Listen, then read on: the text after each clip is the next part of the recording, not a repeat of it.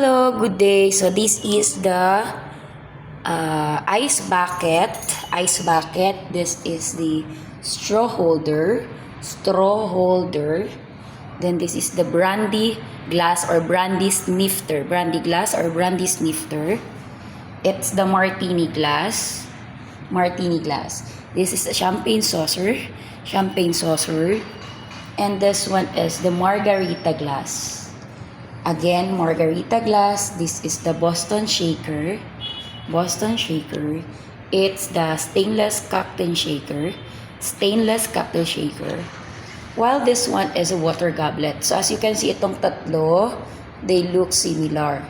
Okay, so but this one, the bigger bowl, is the water goblet.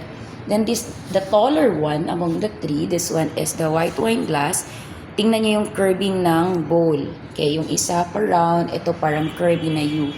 While this one round bowl is the red wine glass. Okay, red wine glass. This is white wine glass, red wine glass. This one is the sherry glass. So tingnan niyo ang itsura nila, ang pagkakaiba. Okay?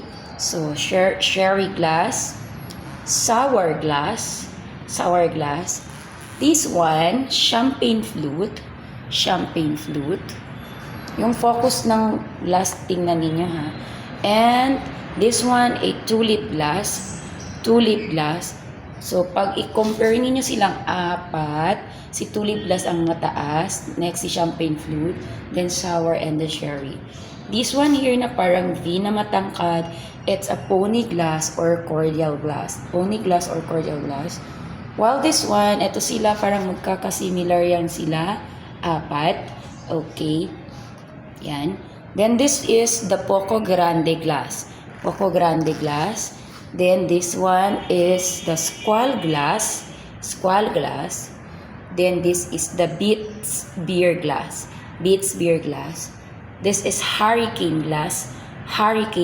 Bagyo ng Amerika sa Ingles ay hurricane glass. Then this is the footed Pilsner glass. Etong tatlo, okay, magkatabi, pero etong dalawa ay halos similar. Pero etong mataba na maiksi, ito ay highball glass. You see?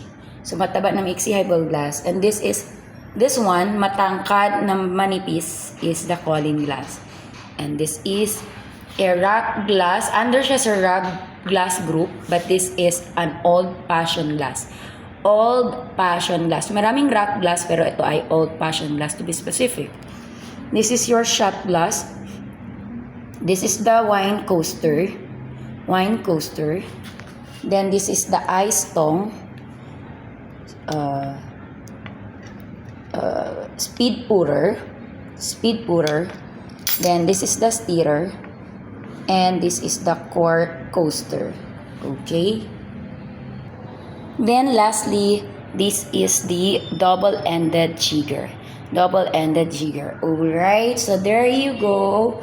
These are the tools and equipment and glasswares used in bartending. 1/4 pa lang yan. Continue tayo next meeting. Okay.